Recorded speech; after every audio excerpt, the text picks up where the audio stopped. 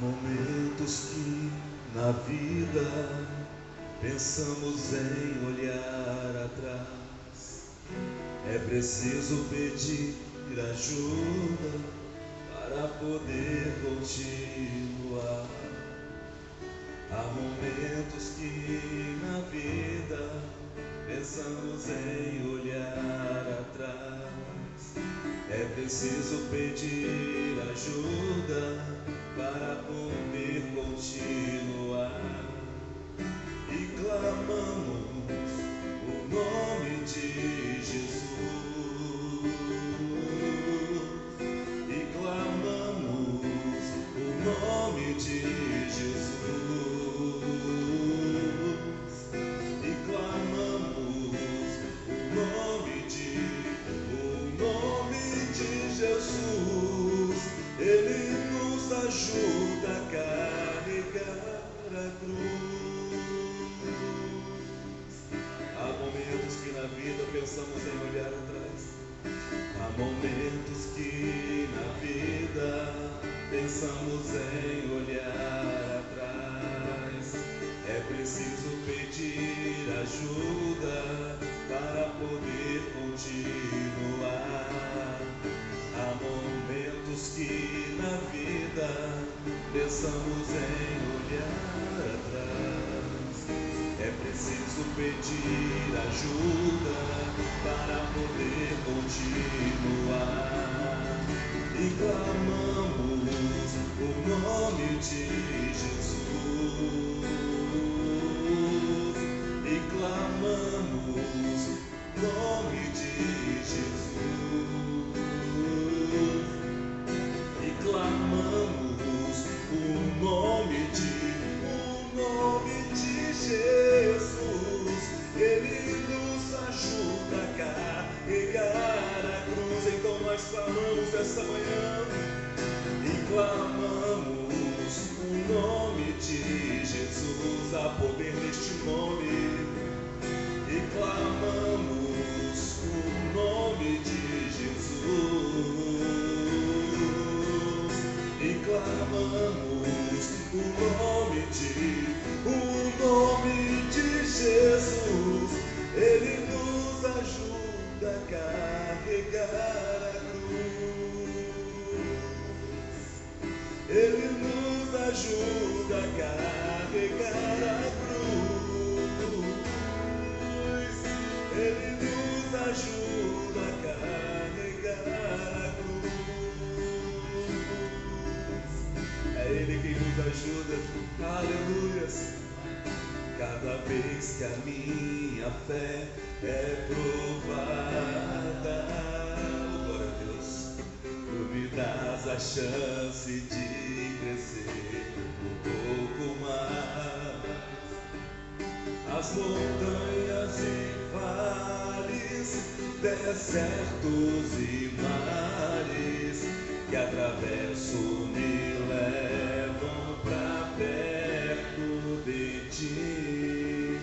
Minhas provações não são maiores que o meu Deus e não vão me impedir de caminhar. E se diante de mim, declare, e se diante de mim não se abrir o mar, Deus vai me fazer andar por sobre as águas, rompendo em fé. Minha vida se revestirá do seu poder, rompendo em fé. Com ousadia vou mover no sobrenatural. Vou lutar e vencer, vou plantar e colher, e a cada dia vou viver rompendo em fé. Aleluia. Cada vez que a minha fé é provada, tu me dás a chance, tu me dás a chance de crescer um pouco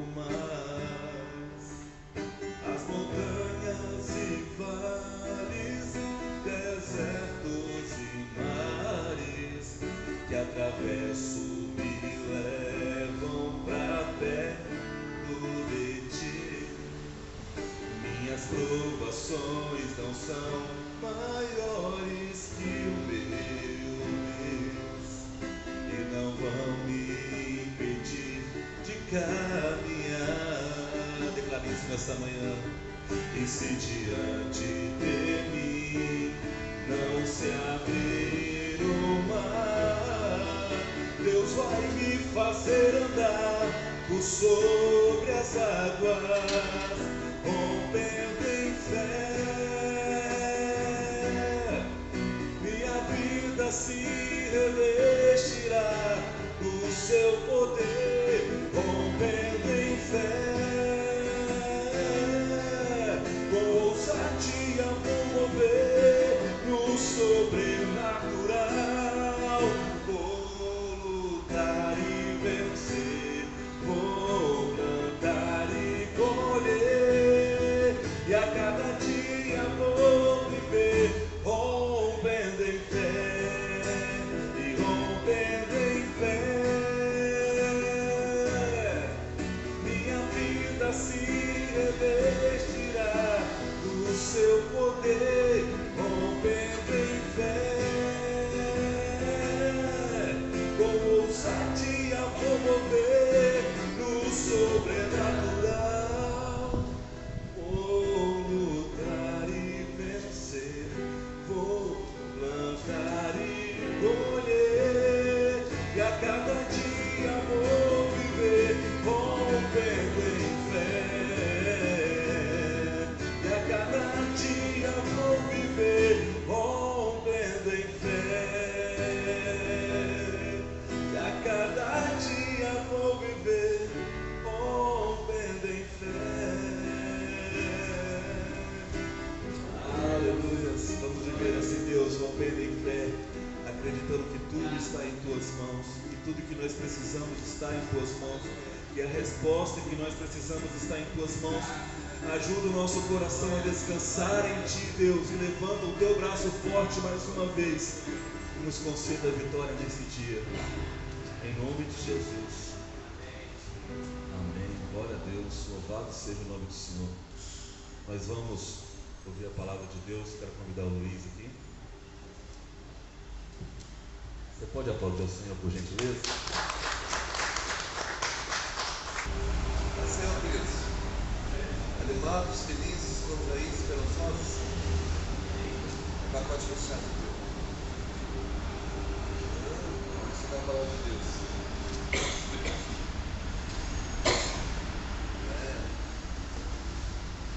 Hoje o Papai do Céu deu uma palavra diferente. E aqui está de João. Mas, antes, deixa eu te falar quem é João. Porque se você não estudar o porquê que ele fez, o porquê que está escrito cada coisa, é só um livro. E aí pode acontecer de você se emocionar e achar que você está entendendo alguma coisa. Então você tipo estudar Mateus ou Marcos ou Lucas, João, por que um escreve assim, por que o outro escreve assado, por que ele escreveu? Por que Abacuque escreveu aquilo? Ainda que a figueira não dê fruto, ainda que no curral não haja mais ovelha, por que Abacuque escreveu aquilo? Porque às vezes quando as pessoas vão pegar Abacuque, só pega aquilo. Abacuque 3. Não sabe o tanto de porrada que tomou antes. Outro dia eu vi o pastor pregando e ele falando, criticando Jonas. Por que Jonas não quis pregar em Nínive? Por que Jonas não quis desobedecer a Deus? Mas eu fiquei pensando, será que ele sabe que as irmãs e a esposa e os parentes e os vizinhos de Jonas foram saqueados e estuprados e por aquele povo? E tiraram, eles tinham o costume de tirar a pele vivo. Será que sabe? Imagina que isso aconteça, de alguém vai lá e prega para aquele cara que pegou a sua irmã, estuprou a sua irmã, tirou a pele dela viva para depois matar. Vai lá pregar para ele. Então, todo mundo critica Jonas, mas será que ele sabe o que aconteceu para ele falar, não, eu não vou pregar para aquele povo?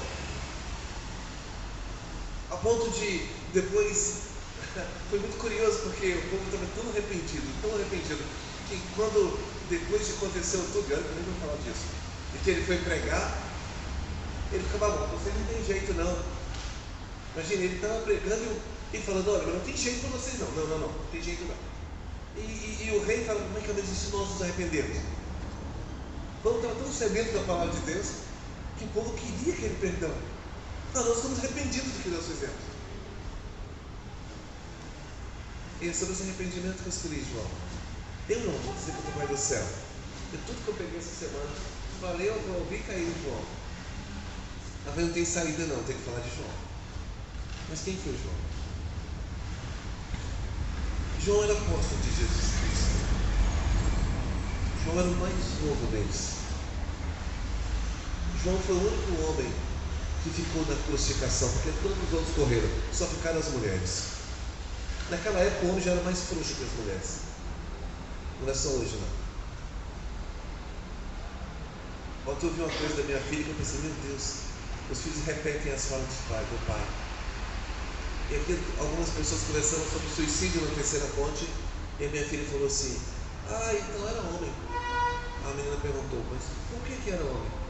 Ela disse, porque o homem tem medo até de se matar. A mulher chega na ponte e pula.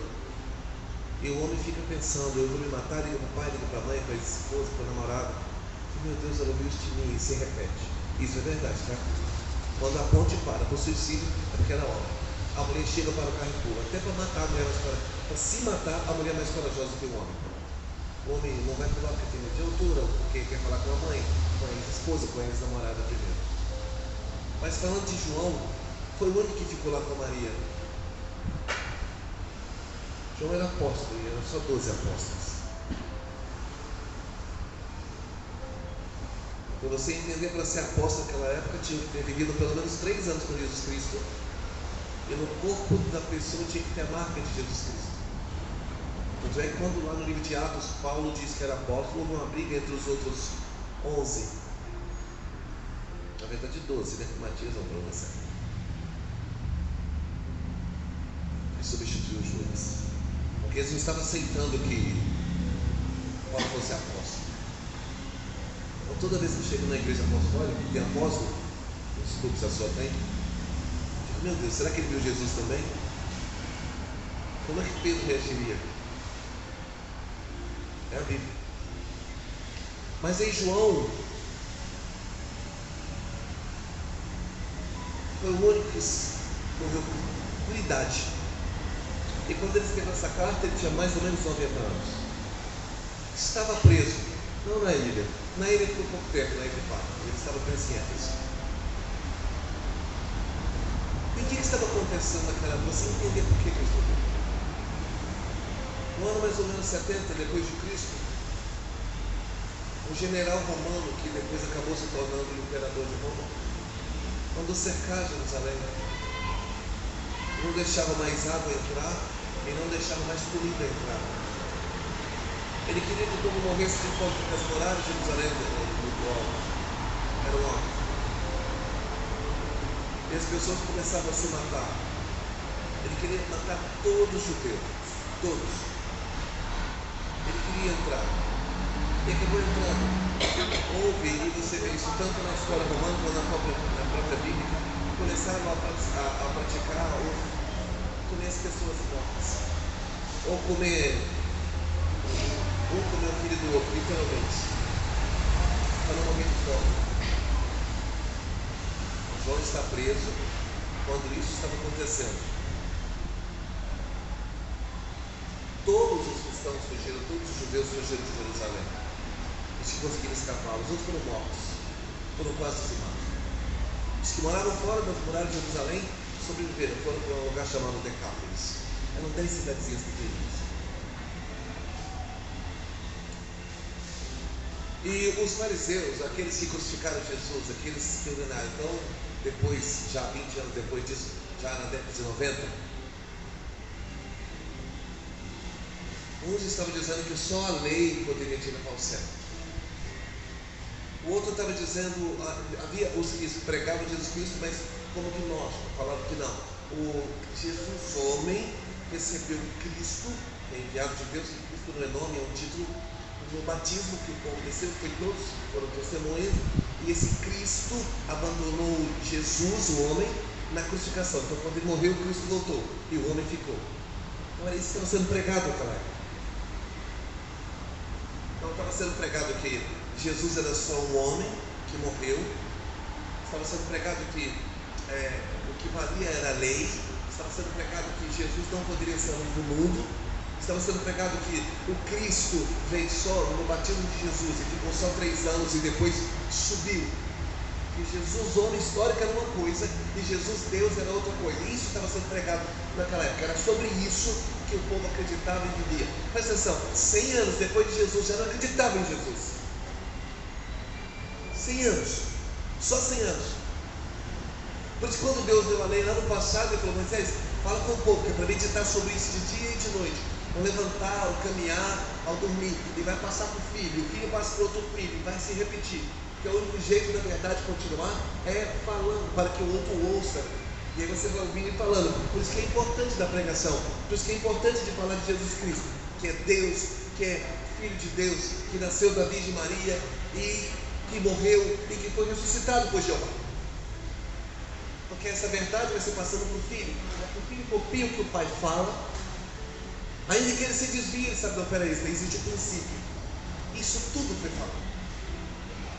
Então é sobre isso que João escreveu a primeira epístola dele. E se você dá uma olhadinha, quando ele começa a escrever lá não o João na epístola, não a carta, mas o livro de João, lá de Mateus, Marcos, Lucas, João, já começa assim, no princípio. Ele fala que Jesus é o Verbo, que o Verbo era Deus. Ele precisava dessa informação, porque já sabia que pouco tempo depois de ele acreditar. E diz assim, ele começa assim, primeira epístola de João, capítulo 1. O que era desde o princípio, o que vimos com nossos olhos, o que temos contemplado e as nossas mãos tocaram a palavra da vida. Ele está falando, testemunho. Eu toquei em Jesus. Era o único vivo que tinha visto Jesus, tocado em Jesus, ouvido Jesus. E as pessoas acreditavam muito nele porque sabiam, agora, existe um local, está preso, mas existe um homem que viu Jesus, que ouviu Jesus, que tocou em Jesus, que participou da última ceia com Jesus, que viu a crucificação, que não abandonou Jesus na hora da crucificação, foi testemunha da ressurreição. E sabia que o mesmo que morreu também ressuscitou dentre os mortos. Então isso eles valiam muito, isso eles acreditavam. Então por isso que ele continuava escrevendo sobre Jesus. Por isso que se você pegar a carta de Jesus, quando você vê a epístola de João, você vê que João fala dos milagres, João fala dos testemunhos de Jesus, o tempo todo Jesus. E ele usa muita coisa chamada, como você vê, não há nenhum que escreveu tanto a expressão nisto cremos, e tem um significado de verdade por si só naquela época. Porque a vida, o 2, foi manifestada e nós a vimos e testificamos dela e nos anunciamos a vida eterna que estava com o Pai e nos foi manifestada. O que vimos e ouvimos, isso nos anunciamos, para que também tenhais comunhão conosco, e a nossa comunhão é com o Pai e com o Filho, Jesus Cristo. Essas coisas nós escrevemos para que o vosso gozo se cumpra. E esta é a mensagem que dele ouvimos e anunciamos. 2 pontos. Que Deus é luz e não há nele treva nenhuma. E se dissermos que temos comunhão com ele e andamos nas trevas, mentimos e não praticamos a verdade. Sejais justamente arrebatados e descabais as vossas firmezas. Antes crescei na graça e conhecimento de nosso Senhor Jesus e Salvador Jesus. A ele seja dada a glória, assim agora como o dia da eternidade. Amém. Mas se andarmos na luz, como ele na luz está, temos comunhão uns com os outros, e o sangue de Jesus Cristo, seu Filho, nos purifica de todo pecado.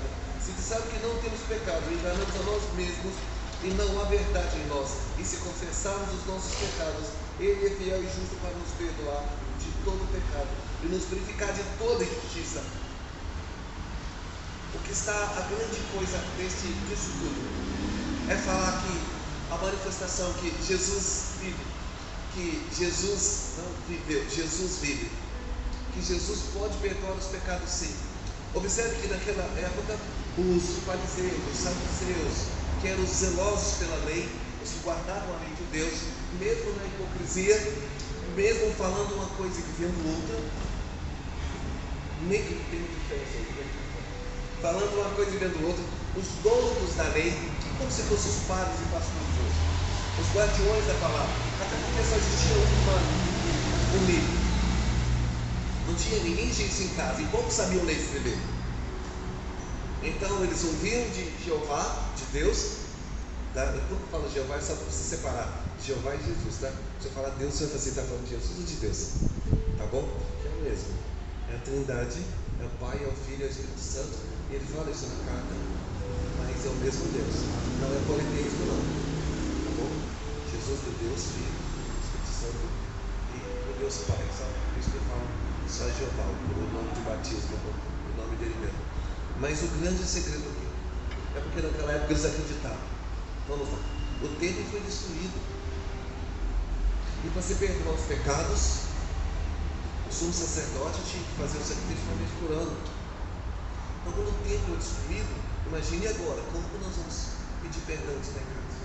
Só que os cristãos já pregavam aqui, se pede perdão direto a Deus. Não tinha mais o templo para pedir. Para se cumprir o que Jesus havia falado, não ficará pedra sobre pedra nesse templo. Porque quando os soldados entraram, eles sabiam que os judeus guardavam ouro nos tijolos. Então eles destruíram o templo em busca de ouro, e acharam ouro. Eles guardavam as moedas do templo, guardavam como se fosse cofre nos jarros e nos vasos. Tá? Então eles destruíram exatamente por isso. Mas o que estava por trás da grande palavra de João era: Jesus nasceu, Jesus vive, Jesus sim pode perdoar os pecados. Então era uma grande coisa, porque já estavam pregando naquela época. Os que tinham o domínio da palavra, os que pregavam Jesus Cristo, já não pregavam mais como os discípulos ou os apóstolos. E o que João está tentando fazer é resgatar isso. E conseguiu resgatar, porque ele escreveu a carta e pediu para reescrevê-la. Então as pessoas pegavam e começavam a reescrever. Olha, Jesus pode perdoar os pecados, sim. Jesus é a luz do mundo. E isso continuou funcionando. E as pessoas começaram a dividir em... Já havia várias pessoas que aceitavam isso. E eles começaram a passar e perdoar esse pecado. Por entender, era uma carta de estudo. Era carta de estudo. Hoje, em 2024, há pessoas que não acreditam em Jesus. Há pessoas que, assim, acreditam em Jesus como Jesus homem. E há alguns, eu tenho um amigo que é local aí, como eu falo, não, que ele fala, não, claro que eu acredito em Jesus, eu não acredito que ele seja Deus. Mas eu acredito em Jesus que foi um grande homem, um líder, mas não que seja Deus. Nasceu, morreu e acabou. Foi crucificado pelos seus irmãos, mas acabou. Então imagina, se ele pensa assim, hoje, imagina aquela época que havia, e hoje ninguém pega o microfone para pregar isso, a ausência de Deus, o não Jesus. Imagina aquela época que as pessoas entravam na igreja, nas reuniões para pregar que Jesus não podia perdoar pecado, que Jesus não era a luz do mundo. E o que João está falando aqui, que Jesus era a luz do mundo. E que Jesus pode perdoar o pecado, desde que você confesse os seus pecados. Confessar pecado não é pedir perdão, não, hein? Você pode pedir perdão sem confessar, você pode confessar sem pedir perdão. Muito mais do que isso. Não é chegar à noite e falar perdão pelos teus pecados. Quando você confessa, confessar em latim significa falar. Confessar é você colocar para fora detalhadamente. Então, esse versículo eu acho que é o mais sério aqui. Se confessarmos os nossos pecados, Ele é fiel e justo para nos perdoar os nossos pecados e nos purificar de toda injustiça. Que a confissão do pecado, você tem que saber que você errou. Você tem que sentir essa coisa no coração. Vou te dar um exemplo. Eu trabalho com um cara que a esposa dele descobriu que ele traiu. Eu falei, o que você fez? Já que ela disse, você confessou para ela? Confessei. Ela te perdoou? Não, não pedi perdão não. Mas como assim você confessou para ela que fez, mas não pediu perdão? Ah não, eu não sou arrependido não. Olha a diferença. Ele errou, mas ele não aceitou pelo coração. Disse, não estou arrependido não. Qual que é a diferença? Não, você confessar é você debulhar, é você falar passo a passo de todos os seus pecados, mas sentir esse arrependimento. E às vezes acontece com a gente, às vezes acontece comigo de confessar algo para Deus, mas eu falo para Ele que eu não estou sentindo raiva de nada. Eu falo. Eu me lembro que uma vez o meu filho me viu orando e ele ficou assim depois: como você tem coragem de falar isso para Deus? Porque o senhor vai falar para quem? Ele já sabe. Você queria que eu mentisse? Não, queria que você não falasse. Mas eu estou falando o que eu estou sentindo. Eu estou falando, eu sei que eu fiz, mas eu não estou sentindo. Eu sei que é errado, mas eu não estou sentindo, porque eu estava com um desejo de mudança. O que eu falo aqui? Aí, por causa da fala dele, eu comecei a trabalhar em mim uma outra coisa. Eu só preciso começar com Deus para mudar essa coisa em mim. Porque a vingança pertence ao Senhor. E às vezes nós queremos vingar uma coisa boa, nós queremos vingar.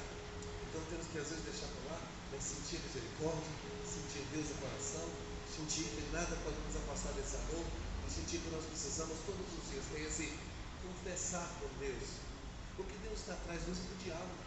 Que quando nós chamamos Deus de Pai, nós temos que ter essa relação de Pai. Né? Todo dia Ele vem, Ele fica com os filhos. É isso que Deus está querendo que a gente faça. Olha, assim como todo dia eles vêm e ficam com os filhos, Deus, isso se chama relacionamento. Não estou dizendo que vai ser 100% riso, nem 100% alegria, nem 100% está tudo bem só porque estamos juntos. Mas o que Deus está atrás é desse relacionamento. É de você chegar e falar: poxa, meu Pai, quando é que nós começamos com Deus? Quando estamos aqui e quando estamos em casa, quando estamos dirigindo e quando alguém nos dá uma fechada de moto. Misericórdia, né? Ou uma fechada de carro, ou quando alguém joga o carro e recepciona aquele ponto cego. E às vezes o cara pede perdão e você continua falando. É sobre isso que ele está falando. Esse relacionamento com Deus é viver Jesus Cristo em casa, com a esposa, com os filhos com o pai. É disso que está falando, é desse relacionamento. O que João está querendo que o povo volte é se relacionar com Deus. Volte e relacione com Deus, porque Ele pode te ouvir. Ele subiu em carne, mas mandou o Consolador, mandou o Espírito Santo. Ele consegue ouvir quando você fala, você sente perdão, quando você tem vontade, quando você está arrependido. É sobre esse relacionamento que João está falando. Que Jesus sim é a luz do mundo, que Jesus, e onde há luz não há trevas, mas isso se vai. Se você acende uma luz aqui, é claro aqui, mas é escuro lá, à noite principalmente. Quanto mais você se distancia, mais você se aproxima das trevas. Na verdade, segundo aí, não existe trevas, existe ausência de luz. Mas quanto mais você se aproxima, mais claro fica. Ele está falando sobre isso. É sobre esse relacionamento. E quanto mais você conversa com seu pai, pede opinião ao seu pai, pede a bênção ao seu pai, você vai se aproximando da luz. E o que Ele quer é que você faça isso com Deus também. Reconhecendo que Jesus Cristo é o Filho de Deus, reconhecendo que Jesus Cristo é Deus, reconhecendo que Ele não morreu e ficou morto, reconhecendo que Ele ressuscitou. É esse relacionamento que João fala. E toda a carta dele é para jogar tudo. João, 1 João, a segunda epístola de João, a terceira epístola de João. Toda a carta dele está querendo dizer: olha, Jesus vive. E Jesus não era, Jesus é. Jesus não perdoará o pecado, Jesus perdoa o pecado. Se você observar o tempo dos véus, estou usando o presente. Não está dizendo que, se você levar uma oferta e o sacerdote sacrificar, você será perdoado. Não.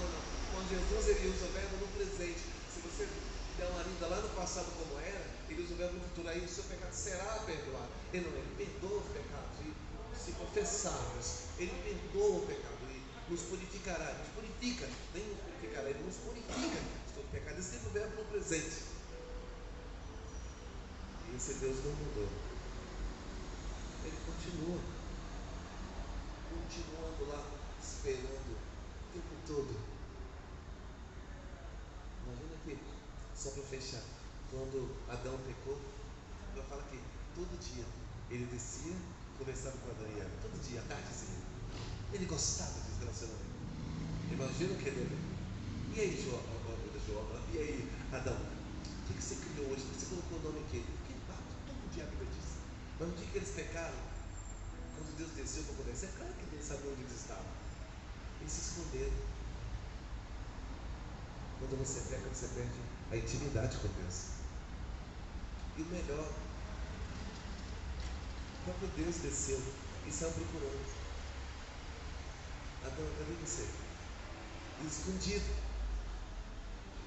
Jesus não é intruso, ele não chegou lá, te achei. Imagina que ele deve ter ficado no mesmo lugar. Adão, cadê você? Todos os dias nós marcamos aqui no mesmo local. Toda terça nós marcamos aqui. Imagina que o dia que o senhor faltar, eu vou falar assim, cadê o pastor? Não é? Ou se o senhor chegar aqui e não tiver ninguém, cadê o povo? Onde eles estão? É sobre isso que João escreve. É voltarmos à origem. É voltarmos ao princípio. É voltarmos ao primeiro amor. É voltarmos ao relacionamento. Ele não está dizendo que nós não vamos pecar, porque todos pecaram e carecem da glória de Deus. O que ele está dizendo é que ainda que pequemos, nós temos um advogado no céu, Jesus Cristo justo, para nos perdoar de todos os pecados. Ele não está dizendo que aqui nós vamos viver uma vida de santidade, mas ele está dizendo que é possível viver essa vida de santidade quando você a cada minuto começar a confessar e pedir perdão com Deus. Amém? Em Brasília, 8:02. Vamos ficar de pé? Então o pessoal fica com fome, querendo comer aqui, ó. Deixa eu orar por vocês. Senhor, obrigado por ter essa oportunidade de falar do seu amor, de falar do Senhor, e que esse desejo de falar nunca desapareça de minha vida, nem da vida de nenhum daqui dos presentes. Que possamos ler a Bíblia com vontade de estudar e aprender todos os quase 32 mil versículos. Que possamos ter misericórdia do próximo, que possamos amar ao próximo como nós mesmos, que possamos decidir sempre pelo bem, que possamos sempre andar na luz, nunca nas trevas, que possamos todos os dias, Senhor, conversar com o Senhor como Pai, que possamos permanecer nesse relacionamento, porque aqui tudo é tão passageiro, tão rápido. Que possamos ter essa comunhão com os outros, como o Senhor quer ter conosco. Abençoe os que vieram, abençoe a família de cada um aqui presente, Senhor. Livre-nos do laço do passarinheiro, das armadilhas. Guarde nossos filhos e nossas filhas, nossas esposas, nossos maridos. Abençoe também, ó Pai, a refeição que faremos aqui, que é parte da nossa comunhão.